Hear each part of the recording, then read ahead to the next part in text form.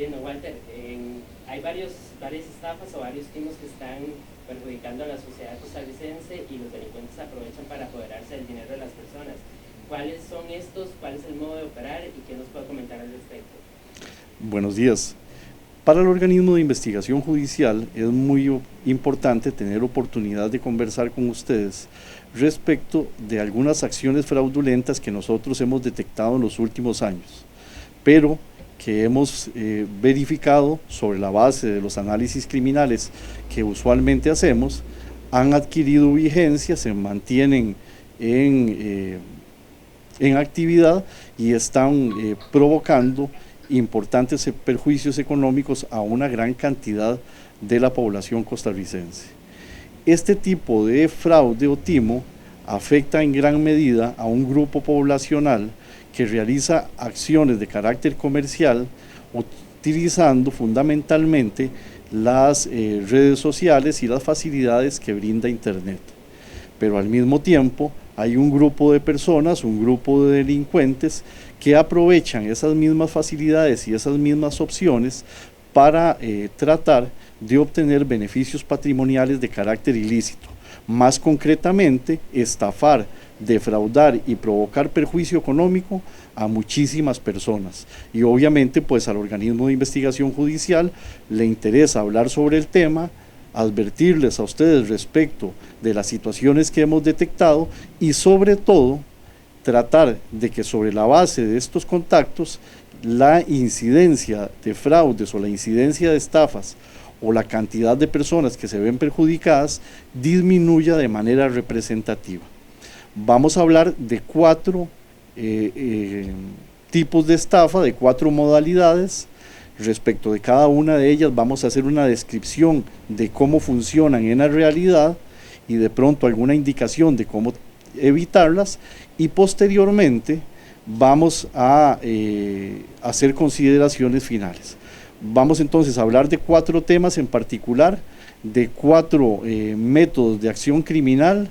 Vamos a aludir a algunas recomendaciones para cada una de ellas y de esa manera pues vamos a tratar de ser lo más explícitos posibles y lo más ordenados en nuestra manifestación. El primer timo o el primer fraude o estafa nosotros lo denominamos como estafa de compra por internet. Esta modalidad de estafa se verifica en la realidad de la siguiente manera. Una persona publica un bien en redes sociales y manifiesta que tiene interés en venderlo.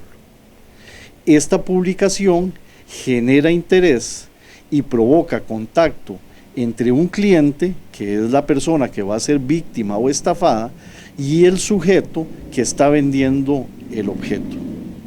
Una vez que se realiza el contacto y se ponen de acuerdo en precio y cosa, pues la persona que está vendiendo el objeto le pide que le haga una transferencia y le brinda determinado número de cuenta. El cliente o la persona que quiere adquirir el bien hace la transferencia, pues previamente ha recibido promesa de que le van a enviar el objeto por algún sistema de encomienda, de correo o mediante la utilización de algún tipo de transporte, y al final de cuentas no le envían absolutamente nada. ¿Cuál es el perjuicio que recibe la víctima? La cantidad de dinero que depositó a cambio de la adquisición del bien. Obviamente los montos de dinero no son exagerados o no son de gran connotación, sin embargo sí impactan muchísimo a la población, sobre todo en estos tiempos en que hay recesión económica, toda vez que se tratan de estafas que van entre los 20.000 y los 200.000 colones, que sí son cifras representativas, que son cifras importantes y que eventualmente provocan un perjuicio del cual cuesta recuperarse a la persona que quiso adquirir el bien. ¿Cuáles son la mayoría de los objetos que se están ofreciendo mediante esta vía de la estafa de compra por internet? Aprovechando que estamos en pandemia y que hay restricciones de salida y restricciones de carácter educativo desde la perspectiva de la posibilidad presencial, pues hay muchos clientes que han pretendido adquirir equipos como Nintendo Switch, como los denominados PlayStation, para facilitárselos a sus hijos a efectos de que tengan algún tipo de diversión en casa, computadoras para que tengan posibilidad de conectarse y recibir clases de manera virtual, y equipo electrónico en general. ¿Qué significa esto? Entonces, que hay un grupo de sujetos que han estudiado el entorno, se dan cuenta que hay mucho interés en la adquisición a buen precio de este tipo de artículo y desarrollan un timo o un ardid mediante el cual convencen a la víctima para que le haga el depósito de dinero y nunca le van a entregar el bien. Respecto de este tipo de temas, tenemos una gran cantidad de denuncias en nuestro país y, como les indicamos, en los últimos meses pues ha adquirido muchísima vigencia. Nosotros recomendamos que, para efectos de tratar de evitar caer en este tipo de timo, en este tipo de fraude, que en las medidas de las posibilidades tratemos de hacer las compras de manera personal o con contacto directo. Si esto no es posible, pues tratar de buscar recomendaciones sobre el vendedor en las mismas redes sociales, porque en muchas oportunidades, cuando estamos haciendo las investigaciones, el organismo de investigación judicial consulta al vendedor y se percata y se apercibe de que en la misma red habían advertencias de que esa persona es un estafador o que estaba afectando patrimonialmente a quienes está ofreciendo bienes. Y además también no está de más buscar el nombre de la persona, de la tienda o el negocio que está ofreciendo el objeto en la misma internet para efectos de detectar o determinar si hay algún tipo de advertencia. En general, lo más importante es ser desconfiado, no hacer estos depósitos de dinero sin tener posibilidad de haber visto el bien, y en la medida de las posibilidades puedes hacer todas las consultas antes de disponer de dinero, porque muchos de estos negocios se tratan de estafas. Este es el primer método al que nosotros, como les decíamos al principio, queríamos hacer referencia. La segunda es la que nosotros a nivel de OIJ denominamos como estafa de venta por internet. ¿Cómo funciona o cómo surge el perjuicio en este tipo de estafa, timo o fraude? De la siguiente manera. Número uno, una persona de manera leal, de manera honesta, está vendiendo un bien. Este bien o este objeto lo ofrece por redes sociales. De inmediato, pues una persona que quiere defraudarlo, que en este caso es el estafador, contacta al vendedor y le manifiesta expreso interés en adquirir el bien. Le señala que está de acuerdo con el precio y concretan la transacción o la negociación. De inmediato el estafador le pide un número de cuenta para supuestamente hacerle el depósito del dinero, y al mismo tiempo le dice que va a ir a recoger el objeto de manera inmediata, ya sea con un sistema de encomiendas, con taxistas formales, con taxistas informales o mediante cualquier otro tipo de transporte. Y una vez que tiene el número de cuenta, pues utiliza un modelo que ya tiene preelaborado, que es falso, de depósito de dinero a la cuenta que le dieron, y se la pasa por WhatsApp o por correo electrónico. La persona confiada en que ya tiene el depósito, cuando recibe la petición de entrega del bien, pues ejecuta la transacción, o sea, entrega el objeto que está vendiendo. Y luego se percata, cuando llama al banco, de que no hay ningún depósito, de que la imagen que le enviaron por WhatsApp o le trasladaron por correo electrónico es falsa y que nunca hubo traslado de dinero. ¿Cuál es el perjuicio que sufre la víctima? Perdió el bien, perdió el objeto que estaba transando por redes. Nosotros también hemos detectado incremento en este tipo de negociación y obviamente en la cantidad de estafas, de denuncias por estafa que estamos recibiendo, y llamamos la atención y nuevamente les pedimos que sean dubitativos, desconfiados, y que tratemos en la medida de las posibilidades de reducir lo más posible este tipo de estafa. ¿Qué les recomendamos? Primero, antes de entregar el bien, usted personalmente verifique con la institución financiera donde supuestamente le van a hacer el depósito si el depósito se efectuó. 2. Nunca haga una llamada conjunta con la persona que le va a comprar el bien, porque en algunas oportunidades hemos detectado que el estafador utiliza un número o se vale de la participación de un tercero que supuestamente es el funcionario bancario, que obviamente le va a decir a usted que ya tiene el depósito, y eso forma parte del fraude. 3. Que no facilite ninguna información relacionada con su cuenta. ¿Por qué razón? Porque además de que usted puede ser víctima en este tipo de engaño cuando le pierde el bien o cuando le quitan el objeto que usted está facilitando, además le pueden sustraer dinero de su cuenta. Y un detalle adicional, bloquee el contacto, porque también hemos detectado que en muchas ocasiones la persona que llamó y que hizo la transacción inicia procesos de extorsión o de coacción en contra del perjudicado.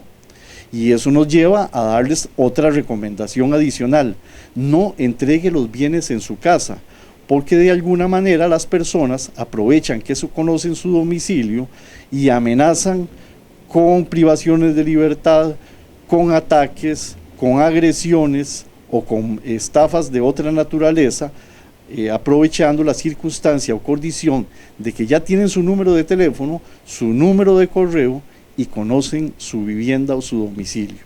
Así que nuevamente, seamos desconfiados y evitemos caer en este tipo de fraude que, como les comentaba al principio, aprovecha las facilidades de la red de internet, aprovecha la necesidad de las personas y se ha constituido en un método de defraudación muy importante.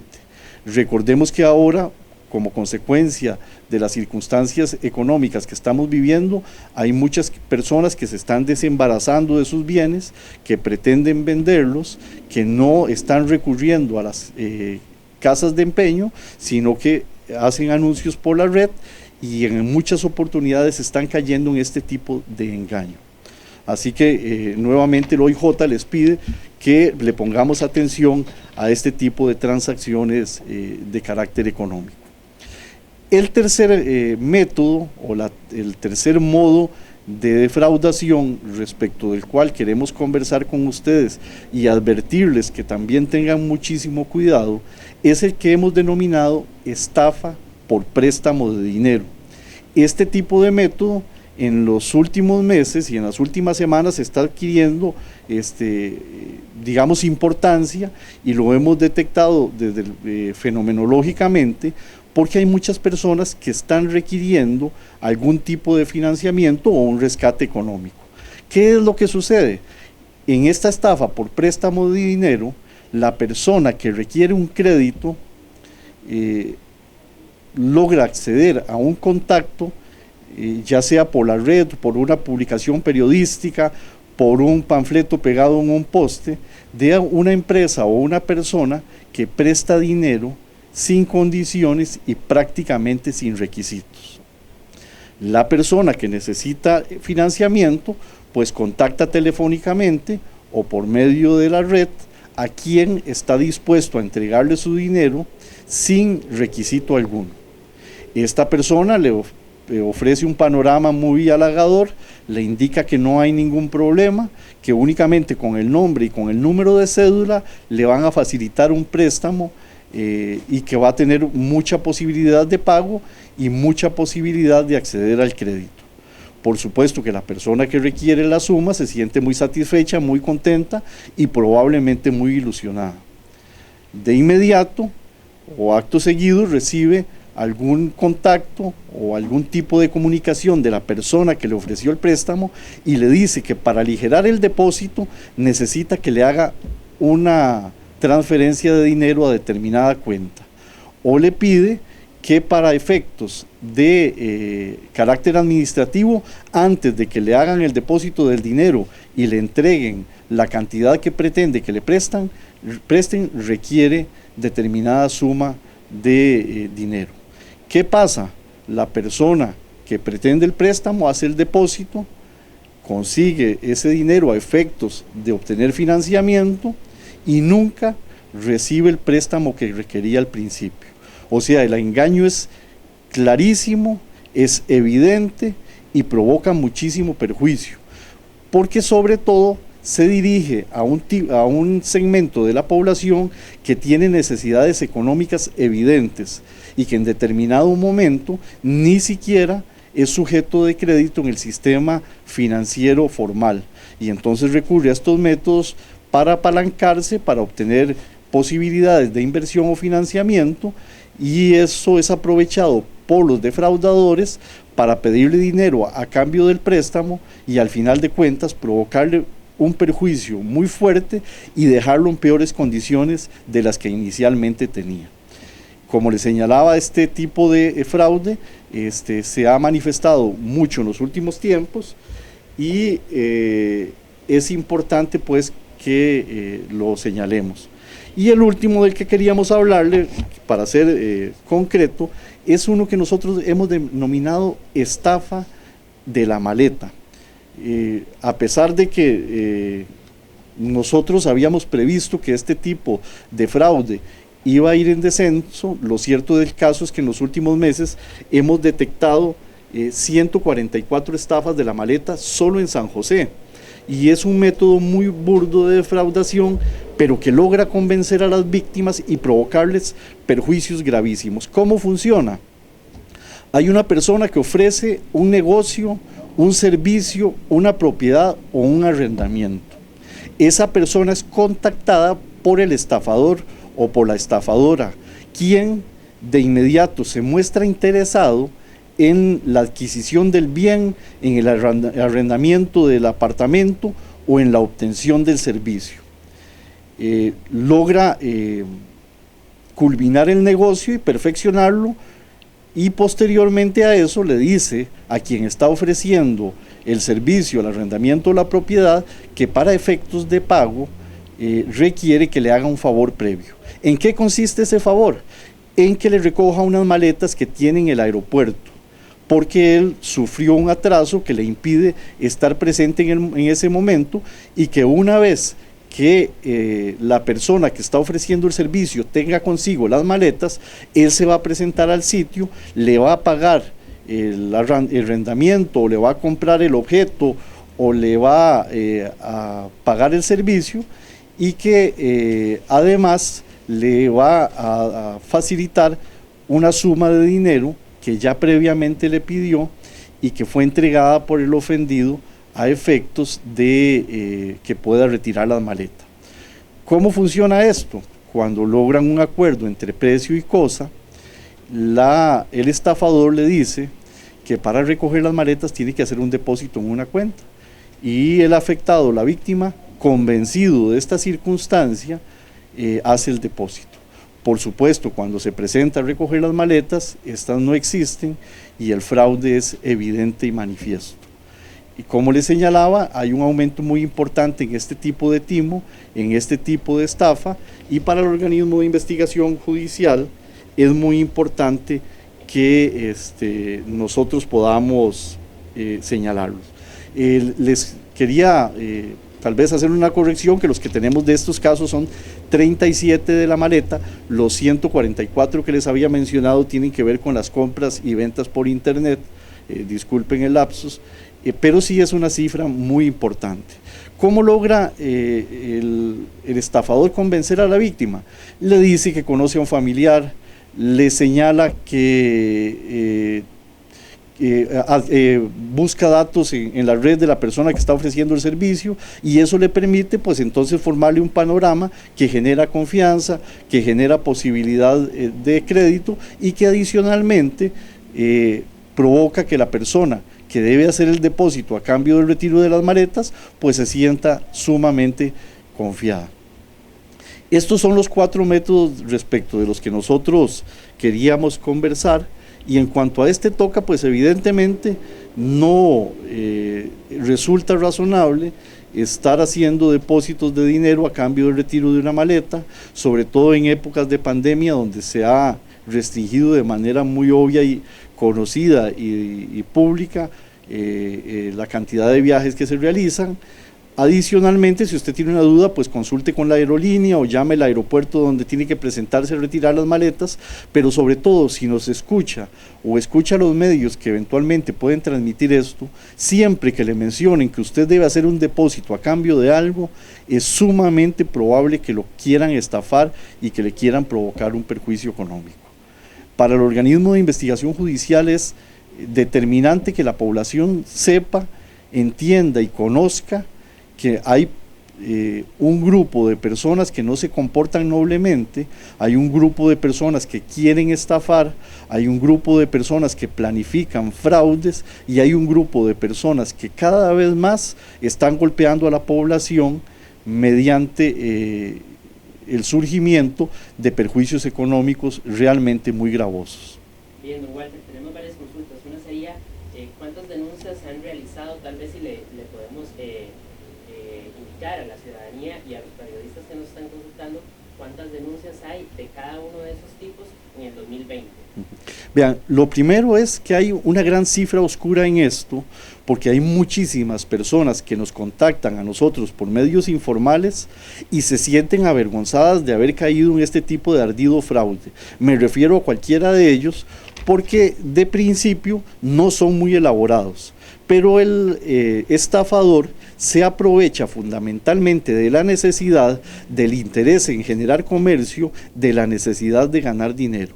Y entonces solo en San José ya formalmente nosotros hemos recibido una importante cantidad de denuncias. Por ejemplo, en lo que se denomina estafa de préstamo tenemos 43, en el tipo de la maleta, como le señalaba, 37, y en compra y venta por internet tenemos 144.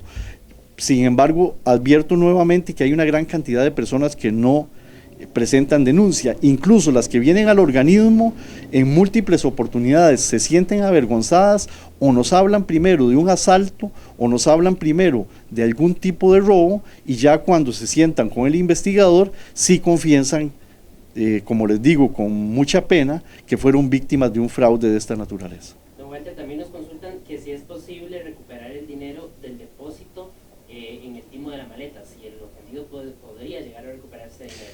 Es prácticamente imposible. La pérdida del dinero es inmediata.